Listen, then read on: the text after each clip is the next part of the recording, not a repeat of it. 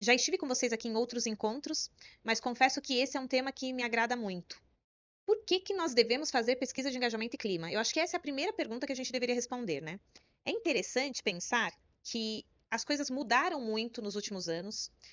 Estou aqui na arquitetura humana há 15 anos e esse tempo todo trabalhando com tudo que estava relacionado a comportamento, engajamento e cultura organizacional. E nesse tempo todo surgiram muitas novas ferramentas, mas uma ferramenta e uma metodologia que não mudou. Lógico, ela teve algumas evoluções, hoje a gente consegue conectar ela com a inteligência artificial para trazer insumos interessantes, mas o que não mudou é que é importante fazer pesquisa de engajamento e clima.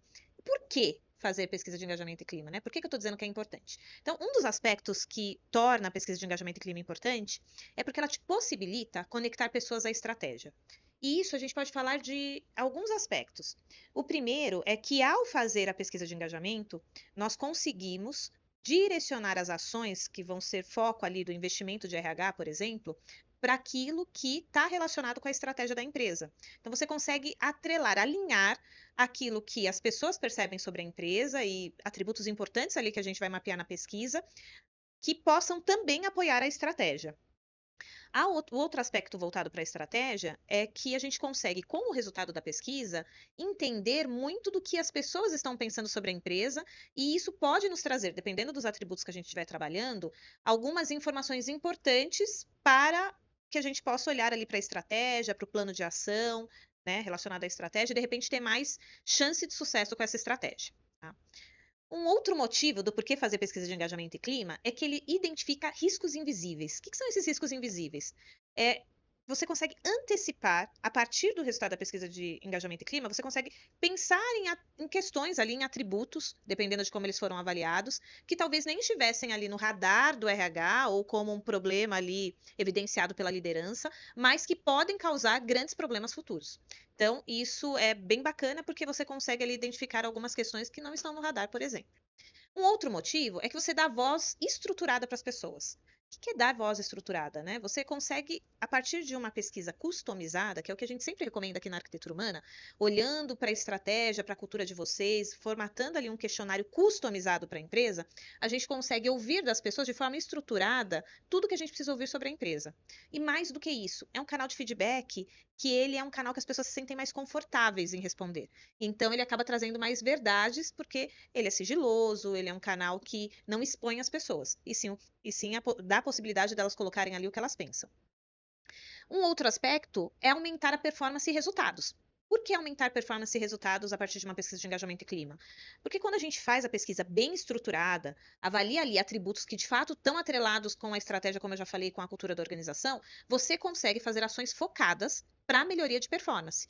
E o mais importante, numa pesquisa de engajamento e clima, de fato, né, onde você mede engajamento, fazer ações para aumentar o engajamento e ações que não estão só pautadas pelo eu acho, ações baseadas em fatos e dados, que é o resultado da pesquisa, pode te fazer aumentar o engajamento de fato das pessoas, e engajamento está intimamente ligado com performance e resultado. Existem outras pesquisas que comprovam isso, quanto engajamento afeta resultado e performance.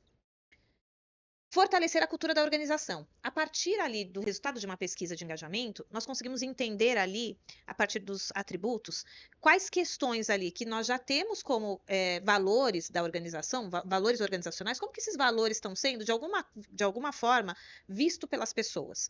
Apesar de estarmos olhando ali para atributos e não para valores de cultura, mas de alguma forma você consegue endereçar e conseguir entender ali como que as pessoas estão tratando aqueles atributos que têm relação direta com os valores da empresa. Outra questão que é importante é que te possibilita desenvolver a liderança de forma focada. A pesquisa de engajamento e clima é a possibilidade das pessoas responderem sobre a empresa, e alguns aspectos que normalmente aparecem, alguns atributos, são atributos relacionados à liderança. E a partir do momento que a gente consegue fazer essa pesquisa, mais uma vez, ao invés de ir para o achismo ou até por vieses que a gente tem ali na organização, nós podemos, baseado em fatos e dados, estruturar não só com a pesquisa de engajamento e clima, mas também com a pesquisa de engajamento e clima, o desenvolvimento para a liderança.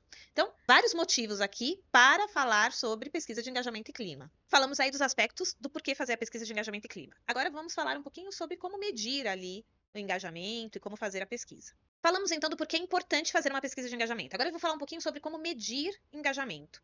Engajamento está muito mais relacionado ao emocional das pessoas do que ao racional.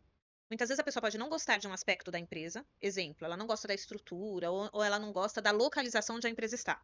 Porém, isso não é importante para ela. Se isso não for importante para ela, isso não vai afetar o engajamento desse profissional.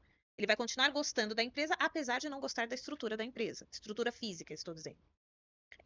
Por isso, é fundamental que a gente consiga medir ali quais são os atributos do clima que são importantes para esses profissionais. E assim, consequentemente, a gente vai conseguir saber de fato o que afeta o engajamento nessa empresa, né? Quais são os atributos que afetam o engajamento das pessoas nessa empresa. Você deve medir sempre, quando você estiver fazendo uma pesquisa de engajamento e clima, perguntas específicas sobre o engajamento. Trouxe aqui um exemplo de 4 perguntas. Então, uma das perguntas que tem que ter numa pesquisa de engajamento e clima: eu gosto de trabalhar na empresa?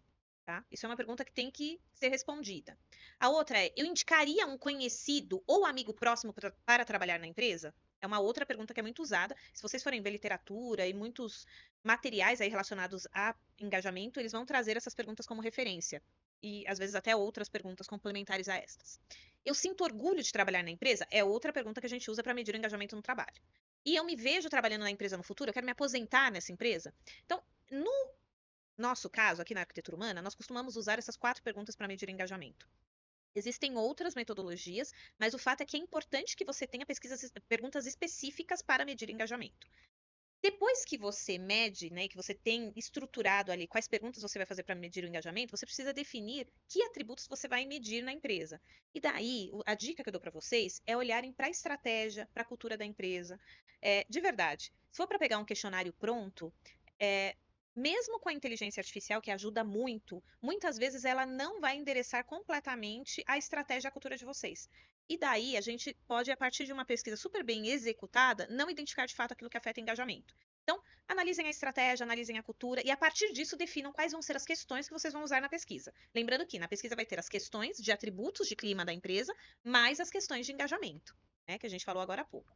E a partir disso, a ideia é que você consiga cruzar o resultado dessa pesquisa para que você tenha a possibilidade de descobrir quais são os fatores de clima que afetam o engajamento. Existem algumas metodologias também que te possibilitam fazer isto. Né? Aqui na arquitetura humana, nós temos uma metodologia exclusiva da arquitetura humana, onde a gente usa muito estatística, né? Uma inferência estatística para descobrir de fato quais fatores, quais atributos do clima afetam o engajamento. E é legal porque quando você descobre isso, você foca também as suas ações em cima daquilo que de fato afeta o engajamento. No passado, eu já participei de pesquisas de engajamento e clima, em grandes empresas, onde no final ali da pesquisa nós tínhamos 100 ações para fazer a partir do resultado da pesquisa. E nós sabemos que no dia a dia isso é impraticável. Então, algo que é muito importante é que a gente consiga reduzir essa quantidade de ações, mas de uma forma inteligente, focando no que realmente vai afetar o resultado das pessoas na empresa. Depois que fizermos a pesquisa de engajamento e clima, levando em consideração todos os aspectos que a gente falou até agora, é fundamental que a gente tenha o resultado e que acompanhe o resultado. Então, tenho a pesquisa, descobri ali quais são os fatores de clima que afetam o engajamento, criei um plano de ação mais otimizado, com poucas ações possíveis de serem executadas. A partir disso, é muito interessante quando a gente continua acompanhando o resultado disso. Então, você pode ali aplicar uma pesquisa de engajamento e clima uma vez por ano ou a cada 6 meses. A nossa recomendação é que você faça, se for uma vez por ano, durante o restante do tempo do ano, algumas pesquisas pulses, para pelo menos medir se as ações que estão sendo feitas estão dando resultado. Isso é importante porque hoje as coisas acontecem e mudam muito rápido. Então, não dá muitas vezes para você esperar um ano para saber se aquela ação que você fez, em virtude de um resultado da pesquisa de engajamento, se ela deu resultado. Então, a gente indica que sejam feitas algumas pesquisas de acompanhamento.